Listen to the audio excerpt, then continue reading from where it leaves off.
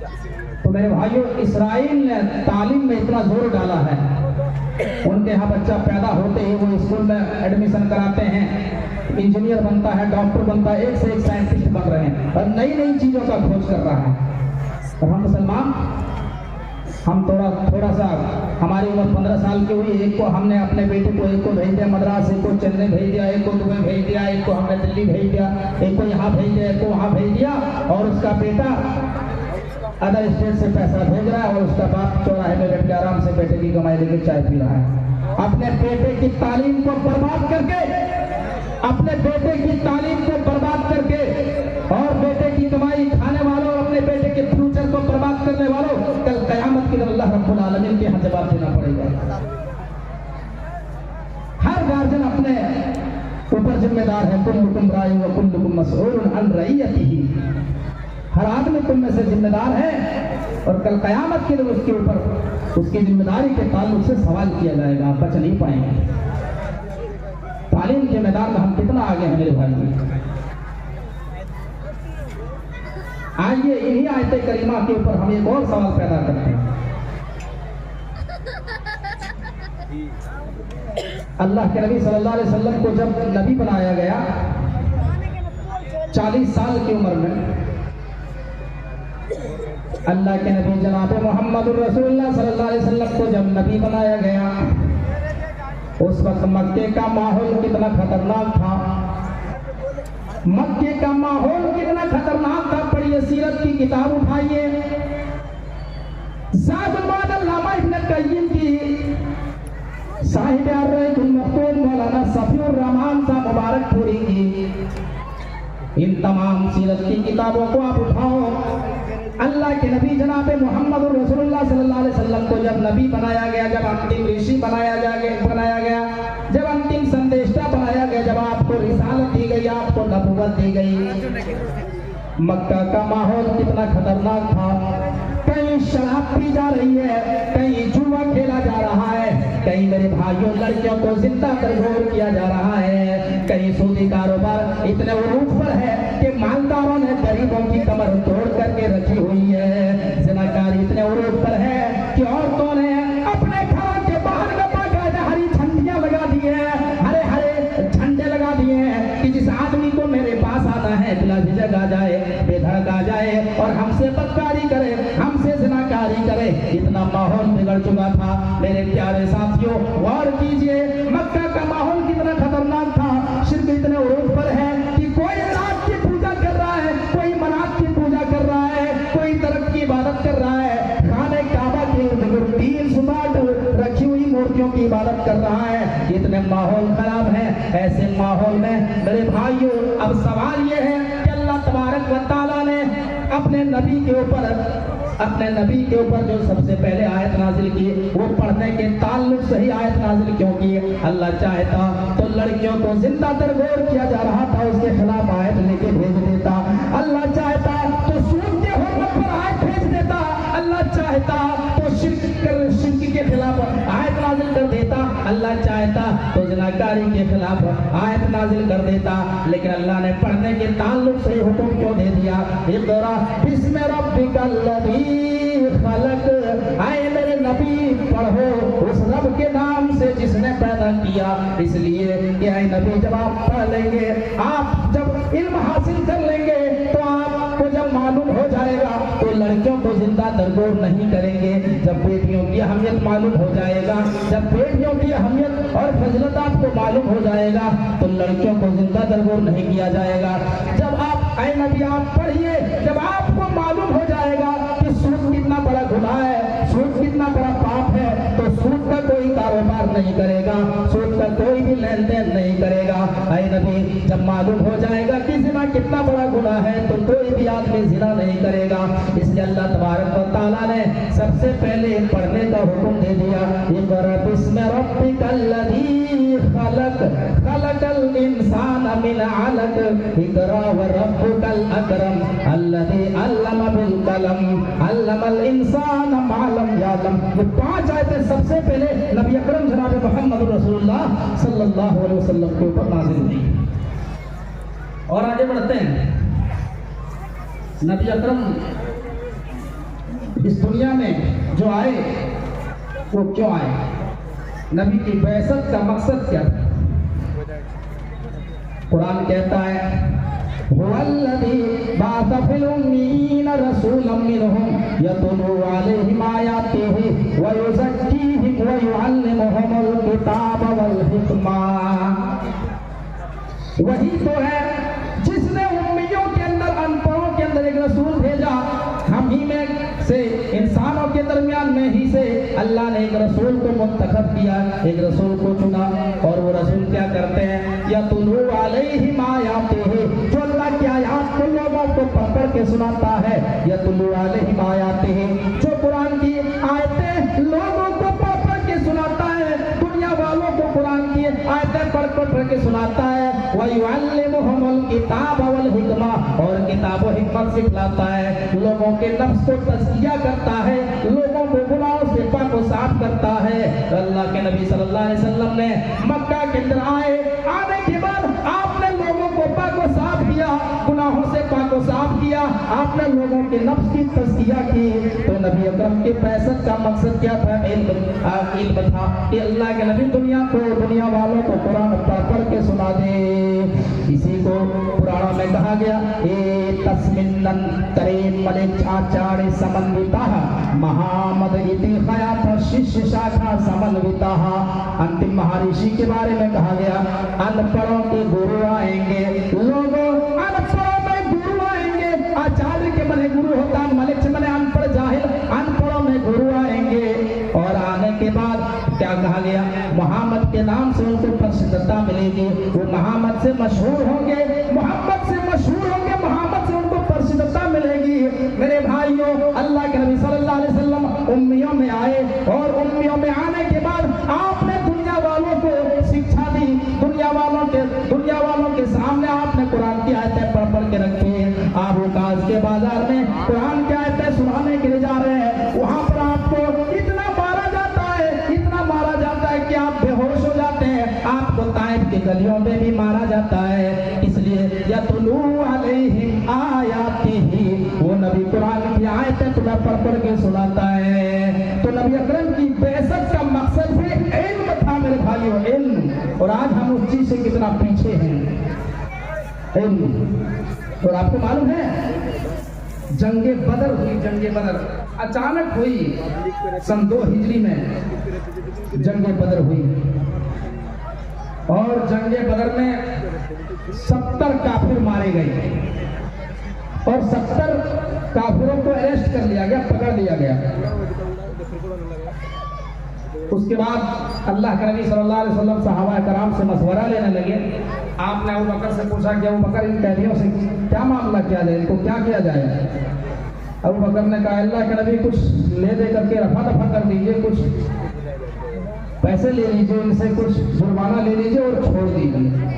उमर फारूक से मशवरा अल्लाह के नबी ने लिया। तो उमर फारूक ने कहा, अल्लाह के नबी इन सबको लाइन से खड़ा करिए और तलवार मारिए इनकी गर्दन में, इनको खत्म कर दीजिए। अल्लाह के नबी ने कहा, नहीं, अबू बकर जो मशवरा दे रहे हैं ये सही मशवरा है।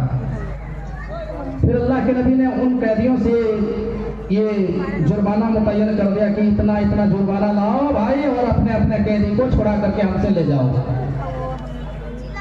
एक कैद लगा दी, लोग आते गए, अपने अपने कैदियों को छुड़ा करके ले गया। कोई आया, इतना माल दिया कि वो कैदी छुड़ा करके ले गया। जितने लोगों के पास माल था वो अपने अपने कैदी छुड़ा करके ले गए। लेकिन उनमें से कुछ लोग ऐसे भी थे, कुछ कैदी ऐसे भी थे जिनके पास माल नहीं था, जिनके पास दीनार और दिरहम नहीं था, तो वो नहीं छोड़ पाए। अल्लाह के नबी सल्लल्लाहु अलैहि वसल्लम ने उन कैदियों को अपने करीब किया, उन कैदियों को बुलाया और कहा, ऐ जंगे बदर के कैदियों, ऐ जंगे बदर के कैदियों, अगर तुम्हारे पास माल नहीं है, अगर तुम्हारे पास देने के लिए कोई दीनार और दिरहम नहीं है, तो ऐ जंगे बदर के कैदियों, हमारी एक शर्त मंजूर कर लो, हमारी एक बात मान लो, तो तुम्हें छोड़ दिया जाएगा, तुम्हें रिहा कर दिया जाएगा, तुम्हें बाइज्जत बरी कर दिया जाएगा। कहा, क्या है शर्त? अल्लाह के नबी ने फरमाया, आए जंग जानते हैं कि तुम शिक्षक हो, तुम टीचर हो, तुम इल्म रखते हो, तुम अपने अंदर तालीम रखते हो, तुम्हारे पास इल्म है, ऐसा करो हमारे अंसारी नौजवानों को, उनमें से 10 अंसारी नौजवानों को तालीम दे दो, उनको पढ़ना और लिखना सिखा दो। जब ये लोग पढ़ना और लिखना सीख जाएंगे, जब पढ़ना भी जान जाएंगे, लिखना भी सीख जाएंगे, तो ऐसे कैदी हम तुम्हें बाइज्जत बरी कर देंगे, हम तुम्हें रिहा कर देंगे, हम तुम्हें छोड़ देंगे। उन कैदियों ने 10 अंसारी नौजवानों को पढ़ना और लिखाना सिखा दिया। जब अंसारी नौजवान पढ़ना और लिखना सीख गए तो उन कैदियों को रिहा कर दिया गया, उन कैदियों को छोड़ दिया गया। मेरे भाइयों, ये है तालीम की अहमियत। तालीम वो चीज है, इल्म वो दौलत है। बड़ी बड़ी मुसीबतों में इल्म काम आता है, बड़ी बड़ी मुसीबतों में इल्म काम आता है। मेरे प्यारे साथियों, जहाँ आपके पास पैसा नहीं है, जहाँ आपके पास माल नहीं है, वहाँ इल्म काम आता है, वहाँ इल्म की बहुत अहमियत होती है। आप देख लीजिए माहौल क्या है, जिसके अंदर इल्म नहीं है। आप कहीं जा रहे हैं, आप ट्रेनों में सफर कर रहे हैं, और अगर आपके पास इल्म नहीं है तो आपको कितनी मुसीबतों का सामना करना पड़ता है, आप कितने शिकार होते हैं और कितनी आपको तकलीफ होती है। आप पूछते हैं किसी आदमी से, भाई साहब ये कौन सा स्टेशन आ गया, ये कौन सा स्टेशन आया है, हम नहीं जानते हैं, कारण ये सेमापुर है, इसके बाद कटिहार आने वाला। अच्छा, और जो पढ़ा हुआ है वो फौरन अपना मोबाइल निकालता है, और निकालने के बाद वेयर इज माई ट्रेन वाला ऐप खोलता है कि मेरी ट्रेन कहाँ है। उसके बाद वहाँ सर्च करता है, ट्रेन का नाम लिखता है और दबाता है तो फौरन डिटेल आ जाती है कि ट्रेन कहाँ से खुली है, अभी कहाँ रुकी हुई है, इसके बाद कौन सा स्टेशन आने वाला है। ये सारी बातें कब आपको पता चलेगा? जब आपके अंदर इल्म रहेगा, जब आपके अंदर शिक्षा रहेगा, जब आपके अंदर एजुकेशन रहेगा। जब आपके अंदर इल्म ही नहीं रहेगा मेरे भाइयों, तो आपको बहुत परेशानियों का सामना करना पड़ेगा। आप रेलवे स्टेशनों में चले जाइए, आप टिकट कटाने के लिए रिजर्वेशन का टिकट कटाइए, पहले टिकट का मास्टर आपको फार्म देगा कि लीजिए फार्म को भरिए, फार्म को पहले पूर्ण कीजिए, उसके बाद हम टिकट आपको देंगे। आप वहाँ फार्म ले लेंगे और फार्म लेकर के आप इधर उधर घूमेंगे। जो पढ़े लिखे, जो तालीम याफ्ता है, उनसे राब्ता करेंगे। मेरे भाई ये फार्म भर दीजिए, हमें जाना है, हमें बनारस से दिल्ली जाना है, हमें बनारस से कलकत्ता जाना है। आए मेरे भाई जरा मेरा फार्म भी भर दीजिए, हमें टिकट कटवाना है। मेरे भाइयों, लेकिन जिसके पास तालीम है, जो लिखना जानता है, जो पढ़ना जानता है, वो क्यों किसी को खुशामद करेगा? वो खुद फार्म भरता है, वो खुद लिखता है और टिकट मास्टर को देता है और टिकट को प्राप्त कर लेता है, टिकट ले हासिल कर लेता है। ये इल्म की अहमियत है, ये तालीम की अहमियत है। ये कब होगा? जब आपके अंदर शिक्षा रहेगा, जब आपके अंदर इल्म रहेगा, तब आपको परेशानियों का सामना नहीं करना पड़ेगा। लेकिन जब आपके अंदर इल्म नहीं रहेगा, आपके अंदर जब शिक्षा नहीं रहेगा, तो आपको बहुत ज्यादा मुश्किलों का सामना करना पड़ेगा, आपको बहुत ज्यादा परेशानियों का सामना करना पड़ेगा। तो जंगे बदर में जो कैदियों को रिहाई मिली, वो किस वजह से मिली? वो इल्म की वजह से मिली। ये यहाँ से पता चलता है कि तालीम की कितनी बड़ी अहमियत है इस्लाम के अंदर। तालीम की क्या अहमियत है, तालीम की कितनी बड़ी अहमियत है। और जिसके अंदर तालीम है और जिसके अंदर तालीम नहीं है, वो दोनों बराबर नहीं हो सकते। दोनों में जमीन और आसमान का डिफरेंस है मेरे भाई। कुरान उठाओ, कुरान क्या कहता है? कुल हल यस्तविल लज़ीना यअलमून वल्लज़ीना ला यअलमून। एक सवाल अल्लाह तबारक व तआला ने अपने नबी के जरिए पूरी दुनिया वालों के सामने कर दिया। कुल हल यस्तविल लज़ीना यअलमून वल्लज़ीना ला यअलमून।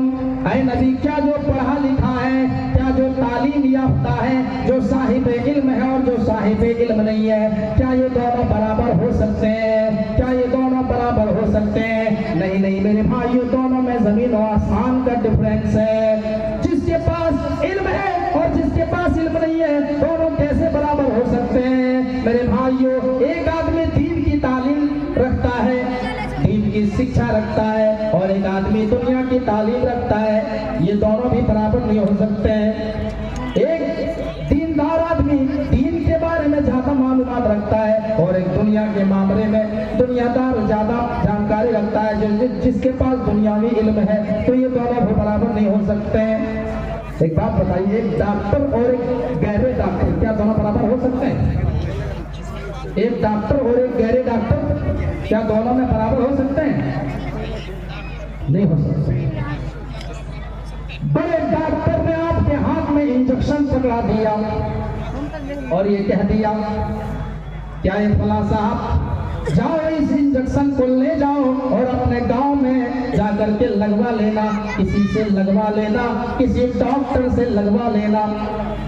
अभी आदमी ने क्या कहा कि हमने डॉक्टर को देखा है तो हाथ को थोड़ा सा ऐसे सहलाता है और यहीं पे उससे लगा देता है, तो चलो अब हम भी लगा देते हैं, तो क्या हो जाएगा? नहीं, वो डॉक्टर जानता है कि ये इंजेक्शन किस तरह का है और कौन सी नस में लगना है, कौन से रग में लगना है, उसी हिसाब से वो लगाता है। हर आदमी नहीं कर सकता है मेरे भाई, वरना किसी से भी कोई इंजेक्शन आदमी ठुकवा लेता, फिर वो क्या होगा, उसका हाल क्या होगा आप खुद समझिए। जब एक डॉक्टर और गहरे डॉक्टर बराबर नहीं हो सकते हैं, तो एक इल्म और बगैर इल्म वाले कैसे बराबर हो सकते हैं? और इल्म वाले को ही अल्लाह तबारक व तआला दर्जा देता है, बुलंदियां नसीब करता है। कुरान में अल्लाह फरमाता है, यरफ़इल्लाहु अल्लज़ीना आमनू मिनकुम वल्लज़ीना ऊतुल इल्म दरजात। अल्लाह तबारक व तआला ईमान वाले को और जो इल्म रखता है उनके दर्जात को बढ़ाता है, उनके दर्जे को बुलंद करता है। मेरे प्यारे भाइयों, हर आदमी ईमान वाला तो हो सकता है, लेकिन हर आदमी इल्म वाला नहीं हो सकता है। लेकिन अल्लाह तबारक व तआला ने कहा कि ईमान के साथ जिसके पास इल्म हो, जिसके पास इल्म की नेमत हो, अल्लाह तबारक व तआला उसके दर्जात को बुलंद करता है, उसके दर्जों को बढ़ाता है। आइए हम एक वाकया आपको सुनाते हैं, बड़ा ही जबरदस्त वाकया है। बुखारी की शरह फतहुल बारी के अंदर इमाम इब्ने हजर अल अस्कलानी रहमतुल्लाह अलैह ने यह वाकया नकल किया है, बुखारी की शरह फतहुल बारी में। इस वाकये में हम आपको ये दिखाएंगे किस तरीके से अल्लाह तबारक व तआला ने एक आदमी को दर्जे में बुलंद कर दिया और कितना ऊंचा मकाम अता किया। सहाबी का नाम है हजरत नाफी इब्ने अब्दुल हारिस अल खज़ाई, ये नाम है। इसको हजरत उमर फारूक रज़ियल्लाहु ताला अन्हु ने मक्के का गवर्नर बना दिया। जब इनको मक्के का गवर्नर बना दिया तो ये गवर्नरी की डिग्री निभाते रहे। एक दिन इसको कहीं जाना हुआ, मक्का छोड़ करके मकाम स्थान में जाना हुआ, तो उसने अपनी जगह अपने आजाद करदा गुलाम इब्ने अब्जी को गवर्नर की ओहदे पर फाइज कर दिया और ये अपनी ड्यूटी निभाते रहे। जब ये मकाम स्थान में पहुंचे नाफी इब्ने अब्दुल हारिस अल खज़ाई, तो वहां उनकी मुलाकात हजरत उमर फारूक रज़ियल्लाहु ताला अन्हु से हुई। उमर फारूक जब देखते हैं तो उनको बुलाते हैं कि आए नाफी जाओ। आए, कहा कि मक्के का गवर्नर मैंने तुमको बनाया, मक्के का गवर्नर तुम हो और तुम यहाँ हो, वहाँ किसको छोड़ के आए हो ये बात दो। नायब किसको बनाया, सदर किसको बनाया, अपनी जगह किसको मुकर्रर करके यहाँ आए हो? हजरत नाफी इब्ने अब्दुल हारिस कहते हैं, आए अमीरुल मोमिनीन, आए उमर इब्ने खत्ताब, आए अमीरुल मोमिनीन उमर फारूक, मैंने अपने आजाद करदा गुलाम इब्ने अब्जी को मक्के का गवर्नर बना दिया, मैंने उसको मक्के का गवर्नर बना दिया। अमीरुल मोमिनीन उमर फारूक इतना सुनना है, बैठे थे खड़े हो जाते हैं और डांटना शुरू कर देते हैं और कहते हैं, आए नाफी, तुमने इब्ने अब्जी को मक्के का गवर्नर क्यों बनाया? कल तक वो तुम्हारी गुलामी करता था, कल तक वो तुम्हारी नौकरी करता था, कल तक वो तुम्हारी गुलामी करता था। वो मक्के का काम कैसे संभालेगा? वो इतना ऊंचा भारोभार कैसे संभालेगा? आए नाफी, जवाब दो,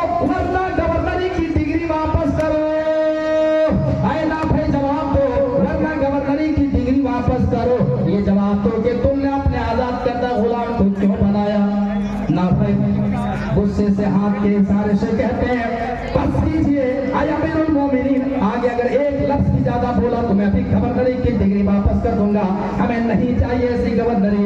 अमीरुल मोमिनीन, आप उस आदमी को मामूली इंसान कह रहे हैं, अमीरुल मोमिनीन आपको नहीं मालूम कि मैंने उसको मक्के का गवर्नर क्यों बनाया?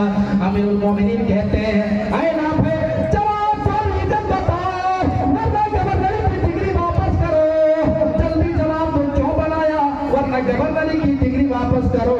फिर नाफे इब्न अब्दुल हारिस गुस्से से वो गवर्नरी की डिग्री उठाते हैं और अमीरुल मोमिनीन उमर इब्न खत्ताब उमर फारूक को देते हैं, उमर फारूक के हाथ में देते हुए कहते हैं ऐ अमीरुल मोमिनीन, मैंने अपने आजाद करदा गुलाम इब्न असी को मक्के का गवर्नर इसलिए बनाया इन्नहु क़ारियुल लिकिताबिल्लाहि अज़्ज़ा व जल्ला व इन्नहु आलिमुन बिल फराइज़।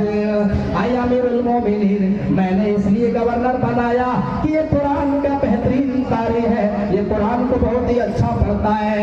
ऐ अमीरुल मोमिनीन, मक्के में इससे ज्यादा होशियार कुरान कोई पढ़ता ही नहीं है, इसकी आवाज बहुत अच्छी है, ये कुरान का बेहतरीन कारी है। ऐ अमीरुल मोमिनीन, कुरान बेहतरीन पढ़ने की वजह से हमने इसको मक्के का गवर्नर बना दिया, मैंने इसको अपने गवर्नरी के ओहदे पर इसको फाइज कर दिया।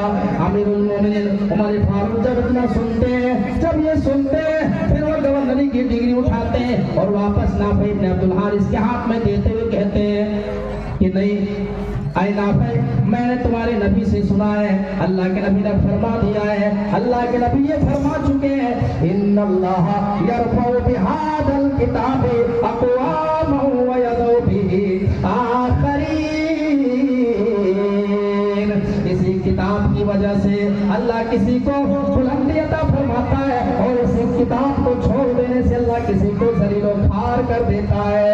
और तूने अपने आप जी को जो मक्के का गवर्नर बनाया तो इसी किताब की वजह से बनाया, इसी कुरान की वजह से बनाया, लिहाजा मैं तुमसे गवर्नरी की डिग्री वापस नहीं ले सकता। मेरे भाइयों, एक इस कुरान ने एक मामूली से इंसान को, एक गुलाम कदना इंसान को गवर्नरी के डिग्री गवर्नरी के ओहदे पर बैठा दिया। और लोगों, जो कुरान से अपना रिश्ता जोड़ेगा, जो कुरान का इल्म हासिल करेगा और जो कुरान से अपना रिश्ता मजबूत करेगा, कुरान के हकामात पर अमल करेगा, जो इल्म को हासिल करेगा, मेरे भाई अल्लाह तबारक व तआला उसके दर्जे को बढ़ाता है, अल्लाह उसके दर्जे को बुलंद करता है। आज हम पूरी दुनिया में जलील है, रुस्वा है, आज हमारे हुकूक दबाए जा रहे हैं, उसकी एक बहुत बड़ी रीजन ये भी है कि हमारे पास इल्म नहीं है, हम तालीमी मैदान में बहुत पीछे हैं। मेरे प्यारे साथियों, जरा गौर कीजिए, हमारे ये जो मदारिस पूरे हिंदुस्तान में खुले हुए हैं, ये उलमा क्यों मेहनत करते हैं, ये बच्चे क्यों पढ़ते हैं, ये इतनी बड़ी महफिल सजाने का ये मकसद क्या है, ये जलसा रचाने का मकसद क्या है मदरसे के अंदर, ताकि ये कौम के बच्चे पढ़ जाए, ताकि इस कौम के बच्चे पढ़ जाए, इल्म हासिल कर लें, इनके अंदर तरीका आ जाए, इस्लाम की जानकारी इनके अंदर आ जाए। वरना इतनी बड़ी फिक्र करने की क्या जरूरत, इतना बड़ा सोचने की क्या जरूरत थी? मेरे प्यारे साथियों, जरा गौर कीजिए। तो इल्म वो दौलत है, इल्म की वजह से अल्लाह तबारक व तआला दर्जों को बुलंद करता है, इल्म की वजह से ही अल्लाह तबारक व तआला दर्जों को बुलंद करता है। आज हमारे मुल्क हिंदुस्तान में हम दलितों से भी पीछे चले गए हैं, तालीम की मैदान में दलितों से भी। जरा गौर कीजिए, अल्लामा इकबाल उंदुलुस का दौरा करते हैं, अल्लामा इकबाल उंदुलुस का दौरा करते हैं और दौरा करके जब इंडिया आते हैं, हिंदुस्तान आते हैं और चीख चीख करके कहते हैं ऐ लोगों, इन मदरसों को कायम रहने दो, इन मदारिस को अपनी जगह पे रहने दो, इनमें पढ़ने वाले बच्चों को और मजबूत करो, इनको पढ़ने दो, इन बच्चों को इल्म हासिल करने दो। मैंने उंदुलुस का हाल देखा है, जहाँ पर 800 साल तक इस्लामी हुकूमत रही, जहाँ पर 800 साल इस्लामी हुकूमत रही, इस्लामी तहजीब कायम रही। आज मेरे भाइयों, उंदुलुस का हाल क्या है? वो सारे मदारिस खंडरात में तब्दील हो गए, आज वहाँ मदरसे नहीं है, आज वहाँ इस्लामी हुकूमत नहीं है। मेरे प्यारे साथियों, जरा गौर कीजिए, क्यों? जब तक वो कुरान हदीस से जुड़े रहे, जब तक वो कुरान हदीस का इल्म उन्होंने हासिल किया और मदारिस से जुड़े रहे, उलमा से जुड़े रहे, तो अल्लाह तबारक व तआला ने उनको बुलंद किया, उनके दर्जों को बढ़ाया, उनको गलबा अता किया और 800 साल तक इस्लामी हुकूमत की,